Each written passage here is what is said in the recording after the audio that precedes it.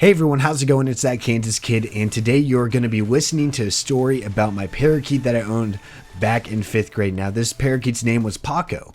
Now, basically how we got it was that my little brother wanted a parakeet for his birthday, so we went over to the pet store and we looked at the parakeet habitat there. And there's hundreds of parakeets. They all look the same. They're all green with a little bit of yellow, a little bit of blue, stuff like that.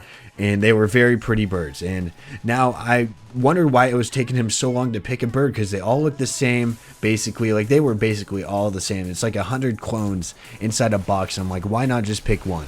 Well, my little brother noticed one bird fighting off other birds on a stick, and he really wanted that one because it was pretty much the king of the ladder in that sort of perspective. So we took home that bird in a Chinese chicken box. We named it Paco, and he was very aggressive at first, obviously because he was a very aggressive bird at the habitat like we saw.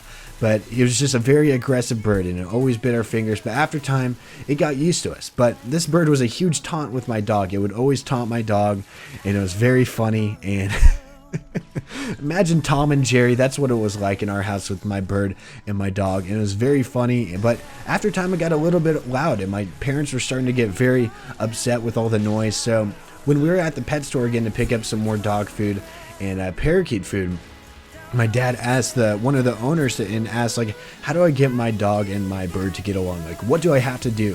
So they told us that we had to hold up my bird to my dog's snout and just let my dog sniff. But obviously we closed my dog's snout so that she couldn't open and eat the bird.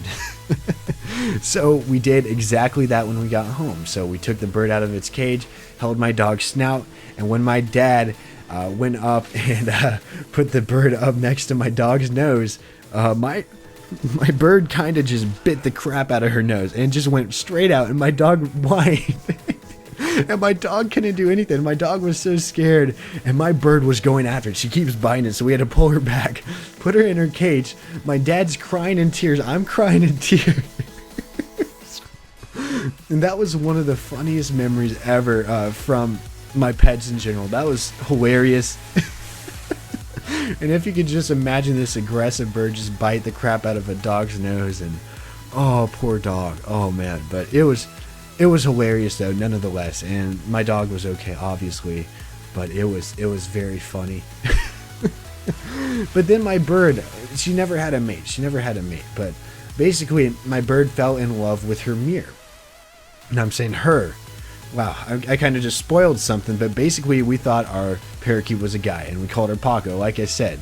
But then one day, he looked very sick. And then the next morning, we saw eggs at the bottom of her cage now. So we found out that our parakeet that we called Paco for like 4 months now was a girl, and it wasn't a guy, but we still called her Paco the rest of the time. I thought it was very funny.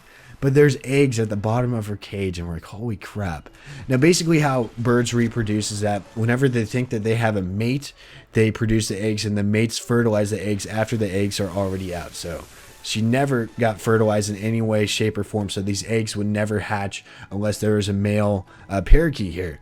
But anyway, so she kept laying eggs for her mirror, which she thought was her mate, just because she's a bird, and birds are kind of stupid like that. But she laid a ton of eggs, and due to the egg problem with the mirror, we're like, okay, we got to get rid of this mirror. The eggs are getting gross, and birds poop a lot, so yeah, I don't want to get into detail about that, but basically it was starting to get very disgusting.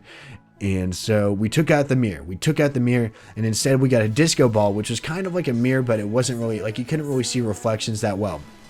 And it had a bell on it, that sort of thing. I had a pretty funky bird. So we got the disco ball with the bell on it instead.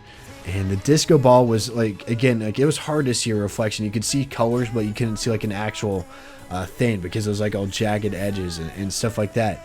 But it still thought it was another bird, so it started laying eggs again, and we just gave up. After that, because it would be born with nothing in that cage. And I kid you not, right here, this bird died from laying too many eggs. She was thirsty for children and other birds, and she just died. So that was sad, but it was not really that long of a life. She was only here for about 1.5 to 2 years, but it was very sad, and just at that time, it was very sad to see her go too soon and to see that happen. But it's just the memories and stuff like that was wonderful. and I still loved her. She put joy into our lives and just came with many joyful memories.